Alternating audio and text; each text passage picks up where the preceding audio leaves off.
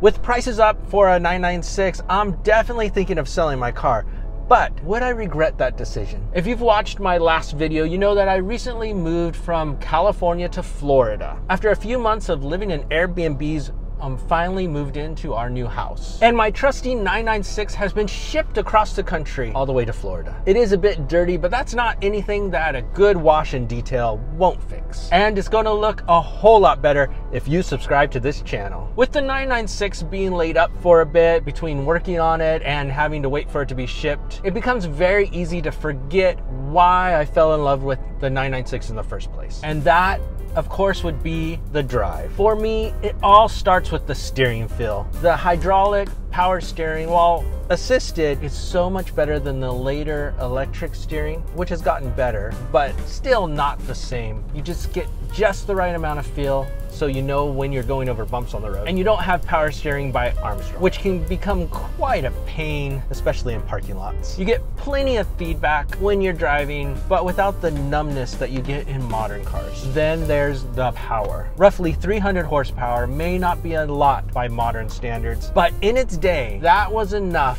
to make people say, whoa. What makes it great even today is that it's very usable power. You can use pretty much all of that 300 horsepower without going to jail. Plus, thanks to the weight of the engine hanging out behind the rear axle, you get traction, and more traction coming off the line. In fact, when you want to pass a car off a red light, there's not much else that will compete with you except a really powerful modern sports car. And that is even with the slower shifting Tiptronic transmission that I have. Hey, maybe slow and steady does win the race. For those of you who have followed this channel for a while, you may remember my 986 Boxster. I had that car for over 6 years, and it really did build this channel. I eventually sold it, actually because of a water pump going out. That's what made me rethink the Boxster. And since then, I have regretted selling it instead of just adding a 996 to the garage. Which makes me wonder, would I regret selling my current 996, just like I do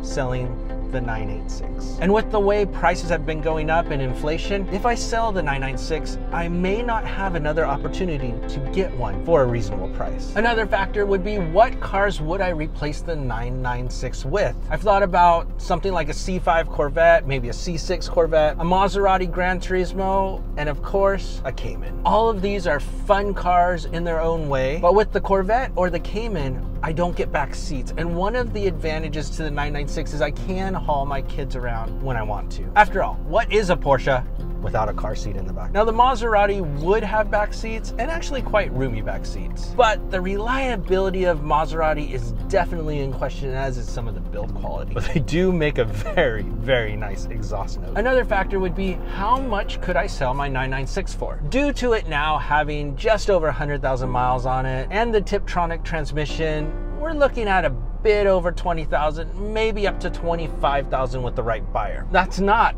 bad at all, because I only paid $12,500 for this car. But from a financial standpoint, it makes a lot more sense to keep the 996 than to buy one of these other cars, because they've also raised in price. Besides that, don't laugh, it's paid for. But most of all, the Porsche 996 is just a keeper. It offers a driving experience that you just can't find anymore, especially the very early cars like this 1999 that has a cable-driven throttle body. Sure, you can argue that other 911s have a slightly better driving experience, and in some cases you might be right. But for the premium you pay for those other driving experiences, it's not enough better to warrant moving on from a 996, in my opinion. Besides that, the Porsche 996 was one of my dream cars ever since I saw it in Gone in 60 Seconds. And sometimes you just want to live the dream. And when it comes down to it, the Porsche 996 is the best 911 that Porsche ever made, to me. The thing is that this answer is different for everyone. So check out this video and see why the 991.1 is the best Porsche 911